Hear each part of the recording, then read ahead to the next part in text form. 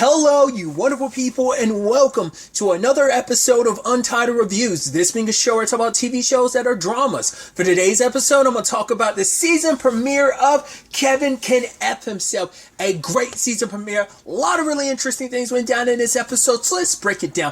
First and foremost, we were picking up immediately where the season 1 finale left off. And the fact is that Neil's trying to be like, he's got bashed in his head, and Allison hits him again.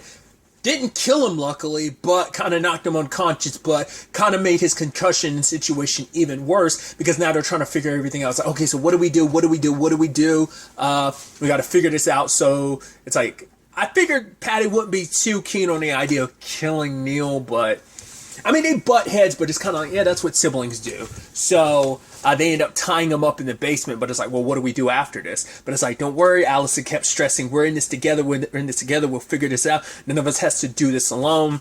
Obviously, gets the little dolly from Diane, who's going through it with her husband right now, because apparently Chuck has been cheating on her for the past 10 years.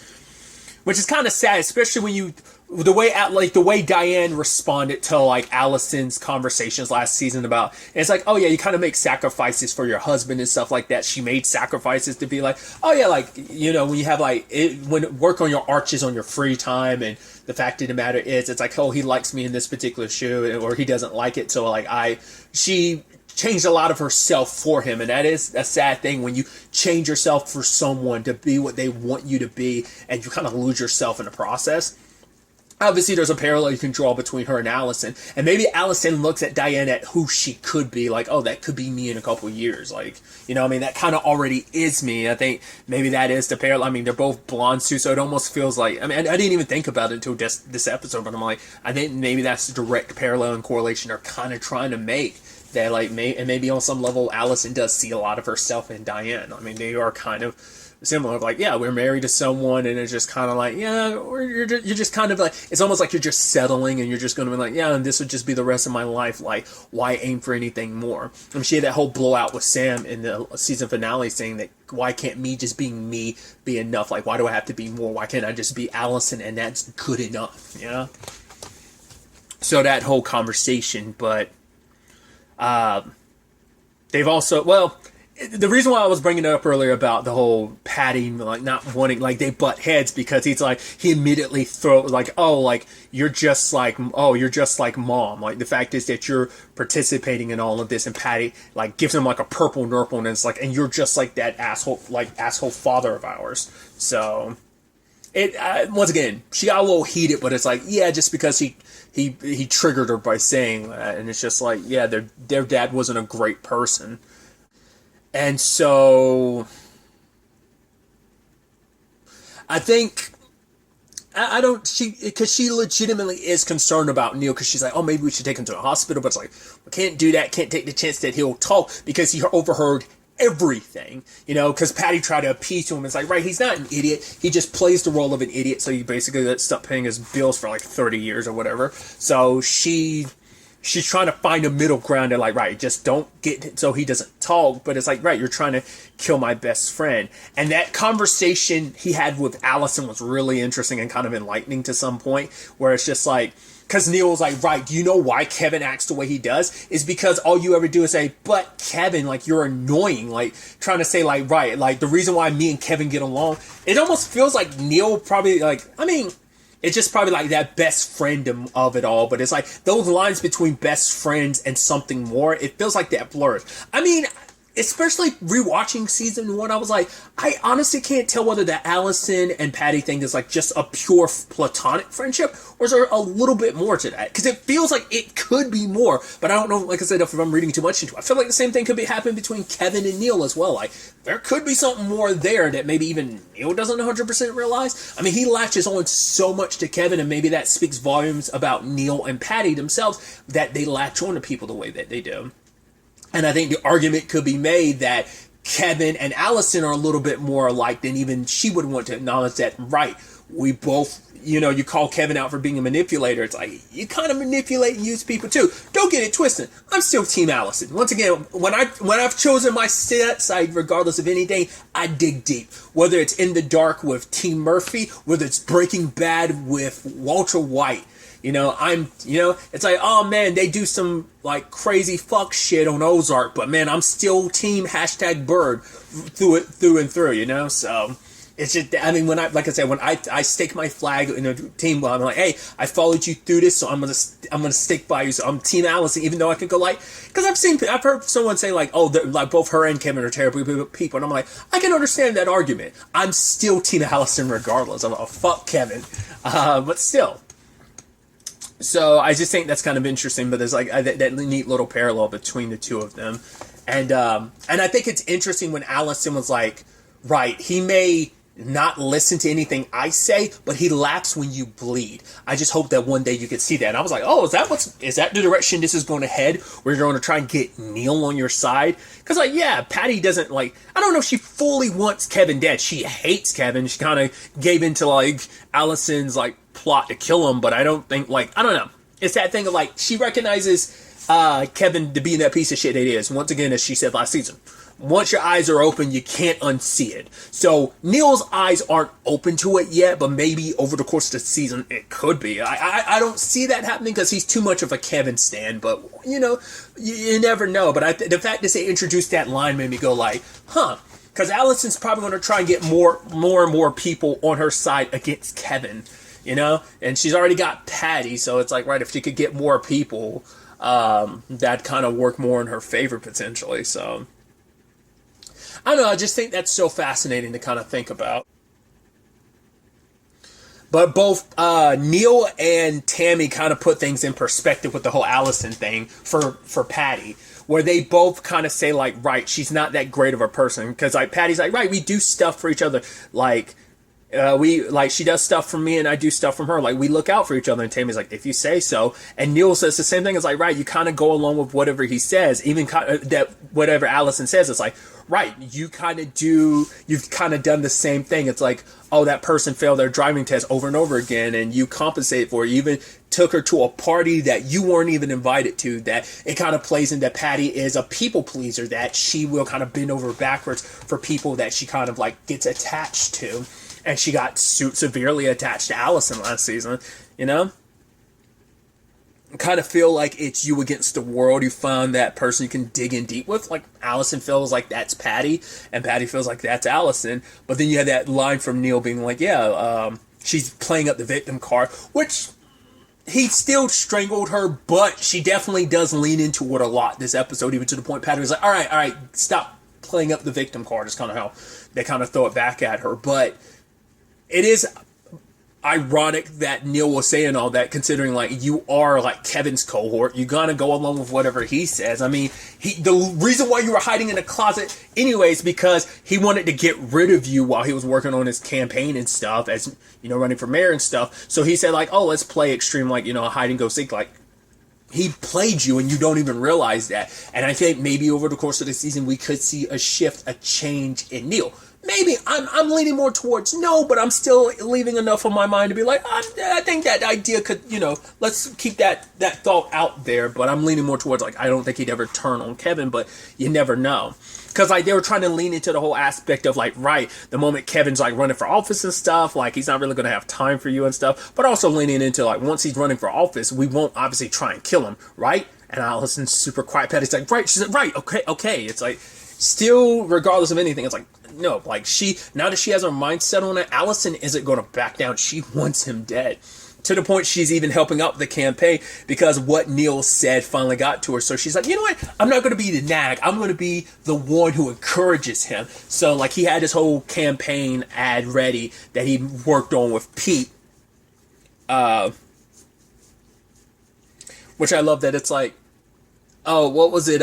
Some scandal Pete was a part of back in the day. And it's like, she's like, oh, was that with something Clinton? He was like, no, I was in the Rapids with George Ford, and then was it George Ford, Gerald Ford? And I just, he's like, I ended up giving him mouth-to-mouth resuscitation, like after like they got caught in a rapids or something like that. But Allison suggested like Kevin kind of lean into his frat boy status and kind of use that as an ad, because she was hoping it would sabotage everything, which even Patty later on goes, you want him out of the public eye because it makes it a lot easier to kill him. And it's like, yeah, way, because if you kill him in this public eye, it's going to draw a lot of attention. But if you can pull him back into the shadows and into obscurity, then you don't have to worry about it. I mean, there's still a lot of people who like Kevin, like, because he is that frat boy, he has like, he's got a lot of people, like he's attached to a lot of people, so it'd still be an issue, but not nearly as big of an issue if he was like in office. So she does, for a moment, kind of is happy that it's like, right, I sabotaged everything. It's awesome. It's golden. It's amazing.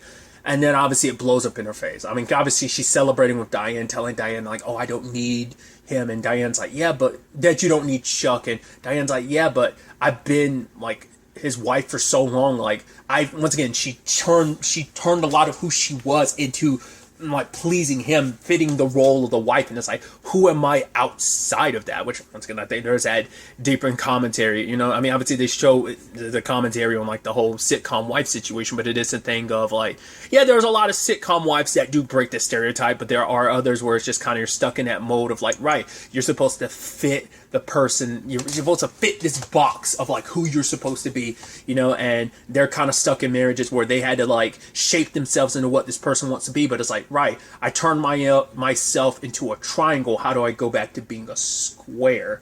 You know, I won't be able to, you know, or rather a circle. Like, let's use that as an example. Like, I was a circle, now I'm a triangle to fit more perfectly with this person who's a triangle, but now like they're all mixing it up with a rectangle, so how am I supposed to go back to being a circle again, you know?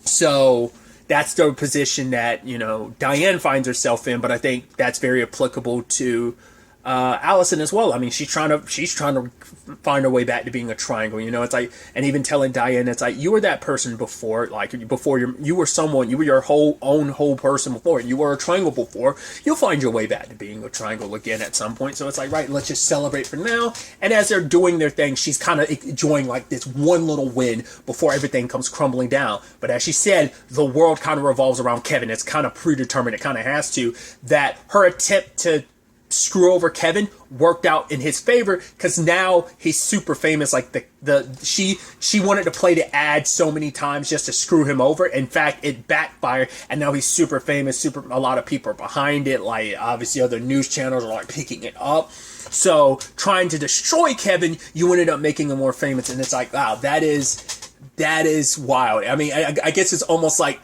you know, it's like, it's plot armor. Kevin has plot armor where it's just like everything's gonna like, he's gonna fumble his way to success, because that's how he's gotten through life. And it just, you know, your attempts to kind of break the sitcom plot armor that he has will not work. Like, he has to win. That's what the script is. That is the script of the sitcom, is that Kevin always has to win. And any attempts to do otherwise will, yeah, derail him for a bit, but he'll always find his way back onto the track and be chewing along, you know? So, and just Allison's miserable, because it's like the worst timing, because it's like all this is going down just when she lost her only friend and confidant in the world, because she doesn't really have many people like she can talk to, like, because her and Diane, they're more like associate, like they're family, but they're associates. That's about it. But then like Patty was like her first like real true friend in a very, very long time. And now to kind of lose that, because Patty's seeing her for like who she is. It's like, right, you say we're in this together, but you know, Patty was calling her out in the season 7 finale. Like, you were just using, not season 7 finale. Jeez, I don't know why I said that. The season 1 finale. Cause I was thinking I think in the episode 7, but I'm like, no, it was episode 8. That was the season finale. Regardless, it's like, you used me and now you're doing it again. And it's like, this is my brother. I just want to make sure, like, whatever the consequences are, I will face them. But we're not in this together, because it's not you and me. It's just you.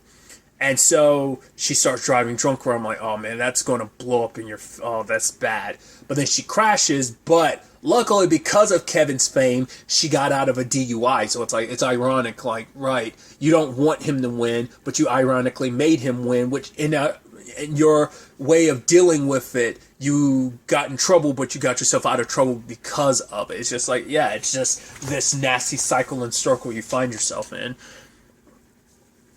And Patty calls her out for her self-destructive behavior.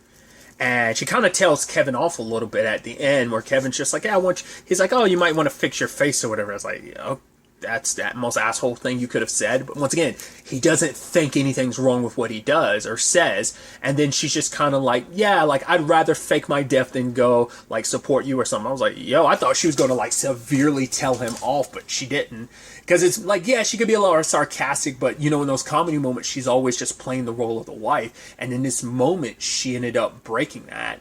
What I also think is kind of fascinating, too, just from a stylistic standpoint, we got a taste of it at the end of season 1, and it is an interesting through line. Neil is no longer in the sitcom parts. Like, well, he probably can be the next time that rolls around, but he's now, because all of season 1, with the exception of the season finale, he was always in just the sitcom parts, just like Kevin and Pete. I mean, except for like the little thing at the beginning where she thought or fantasized about killing him. That's about the only exception, like, you know, when that kind of broke. But now it's a situation of this entire episode, he was outside of the sitcom format. So I think that kind of speaks volumes. I think that's such an interesting little detail to kind of just think about. Also interesting, too, it kind of ties into that.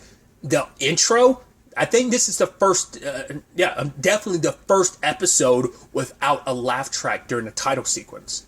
So I think that's kind of an interesting. I was kind of expecting it to kind of break in at any point in time, but it didn't. To be fair, the season 1 finale has a little bit of a laugh track, and then it kind of dies off, and you just hear someone goes coughing. Like the laughing doesn't stick all the way through like it does in the others. So like they've been slowly building into that. So I'm assuming we're going to get back to it a little bit, but I thought that was a nice little detail of like the laugh track isn't there at all in the title sequence.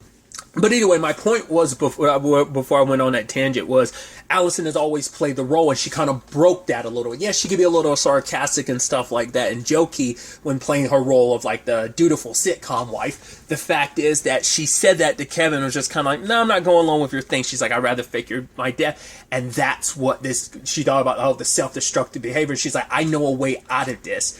That's Allison's plan, because I know like some of the trailers kind of push for that, but I avoided watching any of the trailers because I don't want to know nothing about this season. So find out that's Allison's plan to fix everything, because Nick is still like on, like he's in a coma right now, but he's still a possibility. So that's a loose end. Plus Neil, granted he's in the hospital and sedated, but still. So Allison's way of dealing with things is, I'm going to fake my death, and it's all going to fall on me, and she's going to reinvent herself and be someone else. Because with the whole fantasy thing with Sam last season, I'm like, she gave herself a name. I don't remember what it was now off the top of my head, but I'm like, that's going to be interesting.